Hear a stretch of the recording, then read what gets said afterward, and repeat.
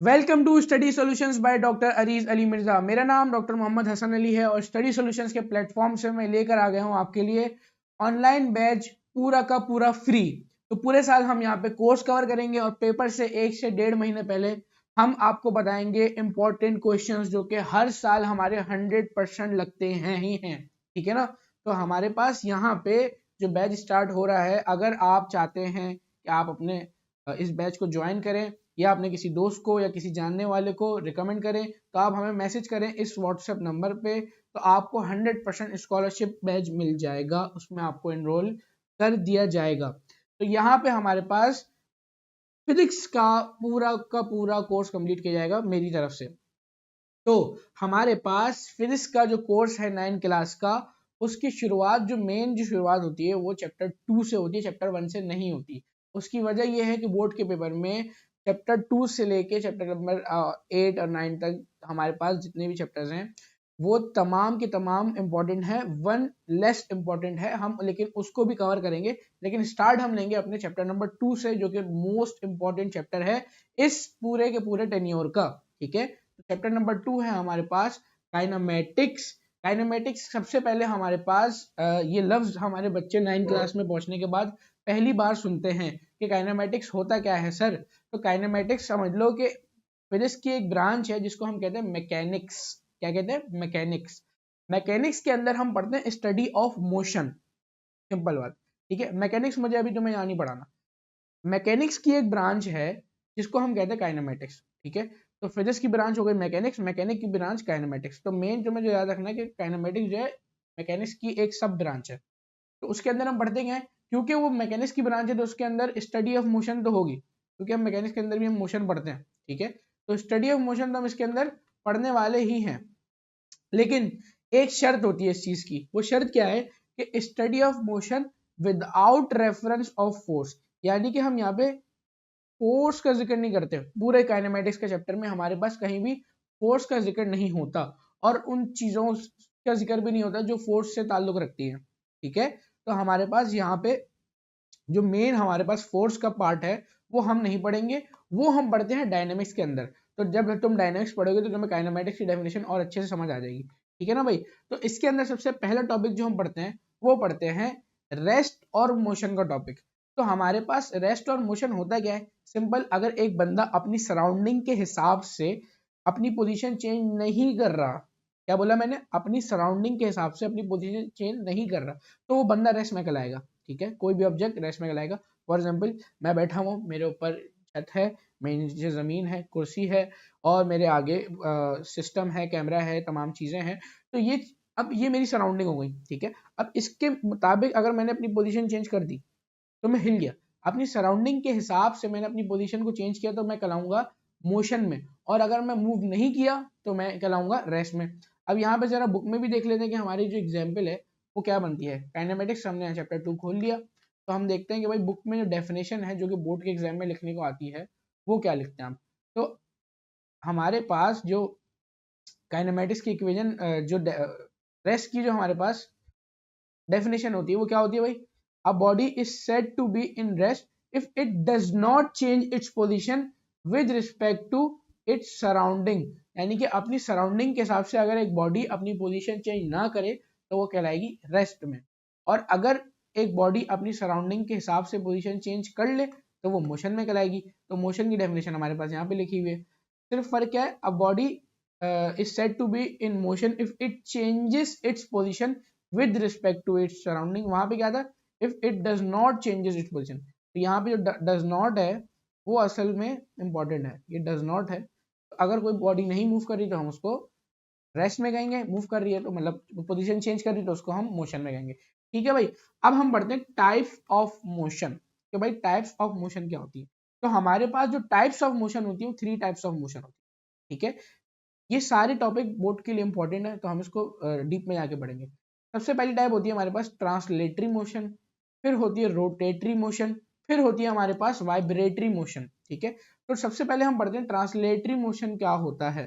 तो ट्रांसलेटरी, अब ये डेफिनेशन मैं अपनी फाइल पर नहीं लिख रहा क्योंकि बुक में ऑलरेडी लिखी हुई है और तुम्हारी जो मेन सोर्स मटेरियल होनी चाहिए वो बुक ही होनी चाहिए। ठीक है। बुक की डेफिनेशन सबसे ज्यादा क्रेडिबिलिटी रखती हैं, यानी कि सबसे ज़्यादा अहमियत उनकी होती है, ठीक है। तो अगर आप पेपर में वो लिखोगे तो सबसे ज़्यादा मार्क्स उस पर मिलते हैं। अच्छा जी, तो हमारे पास सबसे पहले हम पढ़ते हैं ट्रांसलेटरी मोशन, जो हमारे पास पहला टाइप ऑफ मोशन है, ठीक है। ट्रांसलेटरी मोशन हमारे पास क्या होता है?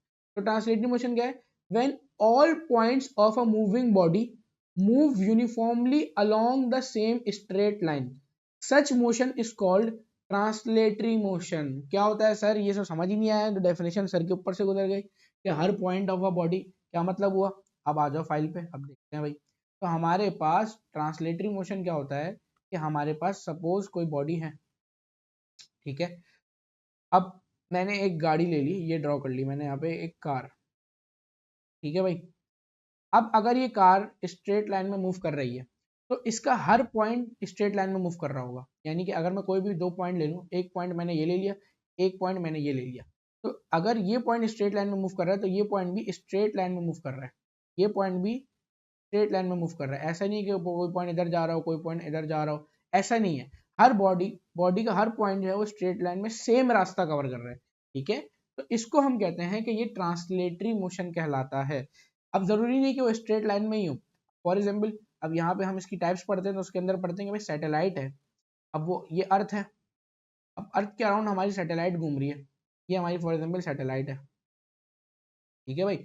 अब सैटेलाइट के हमने ये दो वो भी बना दिया, ठीक है। अब यहाँ पे हमने इसके दो पॉइंट्स ले लिए, एक ये पॉइंट है, एक ये पॉइंट है। ये पॉइंट भी सेम सर्कुलर मोशन में घूम रहा है, ये पॉइंट भी सेम सर्कुलर मोशन में घूम रहा है, ठीक है। और यहाँ पे अगर एक मार्क कर दिया तो ये पॉइंट भी सेम सर्कुलर मोशन में घूम रहा है, तो हर पॉइंट सेम रास्ता कवर कर रहा है। तो इस टाइप ऑफ मोशन को हम कहते हैं ट्रांसलेटरी मोशन, ठीक है भाई। तो अब आ जाओ अपनी मोशन, अब डेफिनेशन दोबारा पढ़ते हैं। When all points on a moving body move uniformly, यानी कि सब सेम स्पीड से मूव कर रहे हैं, सबकी स्पीड सेम होती है, ठीक है ना। When all point move uniformly along the same straight line. अब यहाँ पे जो स्ट्रेट लाइन का लफ्ज है ना, बुक में गलत लिखा हुआ, क्यों? क्योंकि हमारे पास जब सर्कुलर मोशन की बात कर रहे होते हैं तो वहाँ स्ट्रेट लाइन थोड़ी होती है, ठीक है ना। तो इसमें आप लेकिन बोर्ड के पेपर में आप यही लिखोगे, उसकी वजह ये है कि भाई चेकिंग यहाँ से होती है, तो इसमें कोई ऐसा ऐसा कोई बहुत गलत बात भी नहीं लिखी हुई, सही है। तो उस टाइप ऑफ मोशन को हम कहते हैं ट्रांसलेटरी मोशन। ट्रांसलेटरी मोशन की तीन टाइप्स होती हैं, एक होती है लीनियर मोशन, एक होती है सर्कुलर और एक होती है रैंडम मोशन। अब जरा देखते हैं जल्दी जल्दी, इन्हीं के ऊपर पढ़ते हैं। हमारे पास लीनियर मोशन क्या होता है? अब लीनियर मोशन हम कहते हैं कि भाई जब कोई बॉडी स्ट्रेट लाइन में मूव कर रही है, जैसे कि हमारे पास हमारी ये बस, जब हमारी बस ये स्ट्रेट लाइन में मूव कर रही है, ठीक है। अब ये तो मैंने, हमारी जो बस है ये स्ट्रेट लाइन में मूव कर रही है, सही है, ठीक है ना। तो हमारे पास इस पॉइंट, इस टाइप ऑफ मोशन को, अब बस का कोई भी पॉइंट ले लो, ठीक है, वो सारे के सारे हमारे पास हमें इसी तरीके से मिलेंगे। तो मैंने मिसाल के तौर पे एक पॉइंट मैं यहाँ ले लेता हूँ तरीके से, एक पॉइंट मैंने बस का ये ले लिया, एक पॉइंट मैंने बस का ये ले लिया, तो ये भी सेम रास्ते पे जा रहा होगा और ये भी सेम रास्ते पे जा रहा होगा, तो दोनों पे कोई फर्क नहीं है, ठीक है ना। और दोनों स्ट्रेट लाइन में मूव कर रहे हैं, तो ये ट्रांसलेटरी मोशन भी, और ट्रांसलेटरी मोशन के अंदर कौन सी टाइप है? लीनियर मोशन, ठीक है। बात समझ आई? दूसरी टाइप पढ़ते हैं। दूसरी टाइप क्या है? Circular motion. सर्कुलर मोशन में मैं बता चुका हूँ, सैटेलाइट का जो मोशन होता है या कोई भी बॉडी सर्कुलर मोशन, मतलब इवन के पंखा तो नहीं खैर, लेकिन इसके अलावा बहुत सारे जो एक शख्स किसी दूसरे शख्स के अराउंड घूम रहा है, इसको आप कहते हैं तवाफ वाला मोशन। तो तवाफ वाला मोशन होता है वो सर्कुलर मोशन कहलाता है, वो भी ट्रांसलेटरी मोशन की ही एक टाइप है, ठीक है भाई। तीसरा मोशन कहलाता है रैंडम मोशन। रैंडम मोशन क्या होता है कि हमारे पास जो गैसेस होती है ना, वो ऐसे रैंडमली मूव कर रही होती है इस तरह के रास्ते पे, ये कहलाता है रैंडम मोशन। क्योंकि हमारे पास गैसेस भी जो है वो स्ट्रेट लाइन में यूं यूं मूव कर रही होती है, तो इसको हम कहते हैं ट्रांसलेटरी मोशन की ही एक टाइप, ठीक है भाई। तो ये हमारे पास आ गई ट्रांसलेटरी मोशन की तीन टाइप्स। अब आ जाओ मोशन की दूसरी टाइप पे, जो कि होती है अच्छा, ट्रांसलेटरी रैंडम मोशन की डेफिनेशन है वो क्या है भाई? वो है हमारे पास irregular motion of an object. जब इररेगुलर मोशन हो रहा होगा किसी ऑब्जेक्ट का तो उसको हम कहेंगे रैंडम मोशन। और हमारे पास सर्कुलर मोशन क्या कहेंगे? Motion of a body along a circular path. Path कहते हैं रास्ते को, तो किसी सर्कुलर रास्ते पर बॉडी घूम रही है तो उसको हम क्या कहेंगे? सिंपल सर्कुलर मोशन, ठीक है भाई। अब आ जाओ हमारे पास दूसरी टाइप पे, वो होती है रोटेटरी मोशन। अब रोटेटरी मोशन क्या होती है? रोटेटरी मोशन हमारे पास जैसे ये व्हील है, ठीक है। अब इस रोटेटरी मोशन की एक शर्त है, रोटेटरी मोशन में जो सेंटर होता है ना वो मूव नहीं कर रहा होता, जो सेंटर होता है उसके अराउंड पूरी बॉडी मूव कर रही होती है। अब मिसाल के तौर पे मैं तुम्हें यहाँ पे अगर प्रोमिनेंट करूँ तो ये व्हील का सेंटर है, ये मूव नहीं करता, इसके अराउंड पूरा व्हील मूव कर रहा होता है, सही है ना। ये पूरा व्हील मूव कर रहा होगा, लेकिन ये सेंटर मूव नहीं कर रहा होता, ठीक है। इसी तरीके से मैरी गो राउंड है, मैरी गो राउंड में भी हमारे पास ये पूरा मूव करेगा, लेकिन इसका सेंटर मूव नहीं करेगा। तो वो जो सेंटर होता है ना, उसको हम कहते हैं एक्सिस ऑफ रोटेशन। ये ध्यान में रखना, ये लफ्ज याद में रखना, एक्सिस ऑफ रोटेशन। यानी कि देखो, तुम अगर नॉर्मल व्हील की बात भी करो तो उसके अंदर से एक रॉड पास आउट हो रही होती है जिसके अराउंड वो घूमता है, ऐसा ही है ना भाई।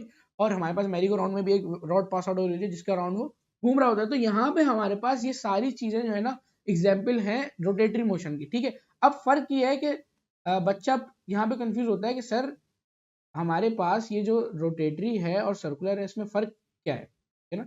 तो ये ध्यान में रखो कि हमारे पास सर्कुलर में पूरी बॉडी एक सर्कुलर पाथ में मूव कर रही है, ठीक है, पूरी बॉडी। अब इसको मैं आसान जबान में अगर तुम्हें समझा दूं तो वो ये है कि हमारे पास फॉर एग्जांपल अर्थ है, तो अर्थ जो है वो अपने एक्सिस पे भी मूव कर रही है, ऐसे गोल गोल घूम रही है, सही है। अर्थ ऐसे भी घूम रही है और मूव कर रही है। लेकिन अगर मैं तुम्हें बोलूं कि ये अगर सन है, ये आगे सन, तो अर्थ सन के अराउंड प्रॉपरली इस तरह मूव कर रही है, ऐसा ही है।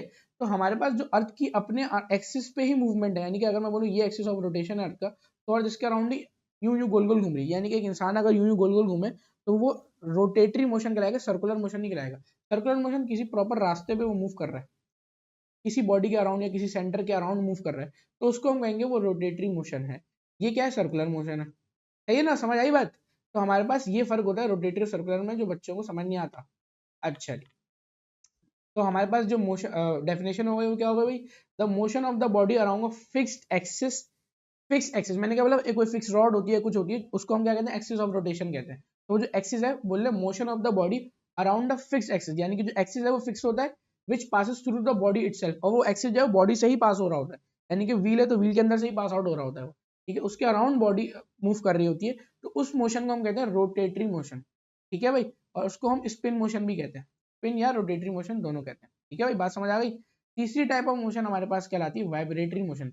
अब वाइब्रेटरी मोशन क्या होता है, मिसाल के तौर पे कोई झूला झूल रहा है तो वो आगे पीछे जा रहा है, ऐसा ही है। लेकिन हमारे पास उसको हम ट्रांसलेटरी या सर्कुलर मोशन नहीं कह सकते। अब जैसे ये पेंडुलम है, पेंडुलम मूव करता है, इस तरफ भी जाएगा, इस तरफ भी जाएगा, तो मसला क्या है, इसको अब हम ये नहीं कहेंगे ये स्ट्रेट लाइन में मूव करता जा रहा है या सर्कुलर मोशन में घूम रहा है, ये दोनों मूवमेंट ये नहीं कहलाएंगे। तो हमारे पास इसको कहते हैं ये आगे और पीछे मूव कर रहा है, ठीक है। बैक को कहते हैं बैकवर्ड, फोर्थ को कहते हैं फॉरवर्ड। तो हमारे पास डेफिनेशन क्या होगी, back and fourth motion of a body is called, ये देखो, back and fourth motion of a body,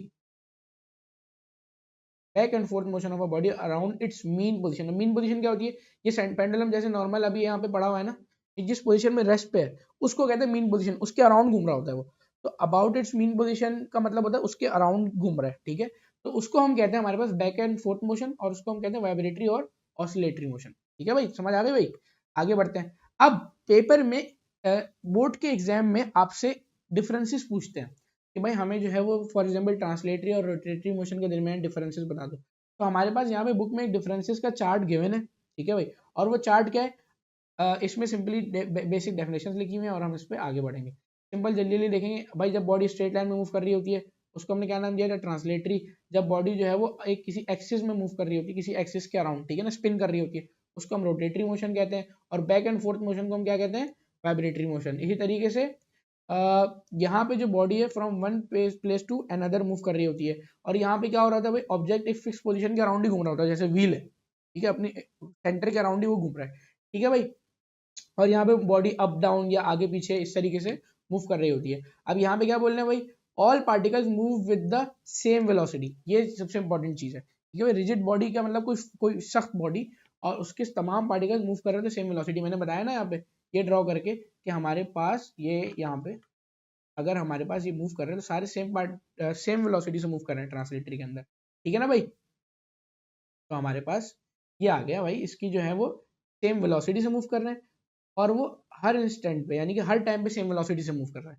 तो ये ट्रांसलेटरी की मेन डेफिनेशन ये है कि पार्टिकल सेम वेलोसिटी से मूव कर रहे होते हैं, ठीक है भाई। दूसरी चीज क्या है भाई, अब यहाँ पे जो है वो हर पार्टिकल सर्कुलर पाथ में मूव कर रहा होता है, पहली बात, अपना अपना सर्कुलर पाथ। लेकिन यहाँ पे मसला क्या है कि सब पार्टिकल की वेलोसिटी अलग अलग होती है, ठीक है। जो हमारे पास व्हील है, अगर मैं उसकी बात करूँ, कि अगर मैं बात करूँ तुम्हारे सामने, तो ये जो है ना हमारे पास, ये यहाँ पे अगर मैं बोलूँ कि मिसाल के तौर पे एक फैन है जो कि मूव कर रहा है तरीके से, ठीक है, तरीके से, ये बुरा सा फैन बना है। तो फैन का जो ये वाला पार्टिकल है, ये हल्की स्पीड से मूव कर रहा होगा, ये वाला तेज स्पीड से मूव कर रहा होगा, क्योंकि फैन अपनी जगह पे ही रोटेट कर रहा है। लेकिन अगर मैं स्पेसशिप की बात करूँ तो वो सब बराबर की स्पीड से मूव कर रहे हैं, क्योंकि पूरी पूरी बॉडी मूव कर रही है, ठीक है ना। अच्छा जी, और सिंपल ये है तीसरी टाइप में क्या लिखा हुआ है कि भाई बॉडी जो है अपने मोशन को रिपीट करती है, जैसे पेंडुलम अपने मोशन को रिपीट कर रहा है। अब आपकी मर्जी है, इसमें से 2 की याद कर लो, 3 की याद कर लो, बेहतर ये कि पूरा चार्ट याद कर लो तो आसान हो जाएगा, ठीक है भाई। तो अब ये हमने पढ़ लिया यहाँ पे। अब हमारे पास नेक्स्ट टॉपिक है डिस्टेंस एंड डिस्प्लेसमेंट।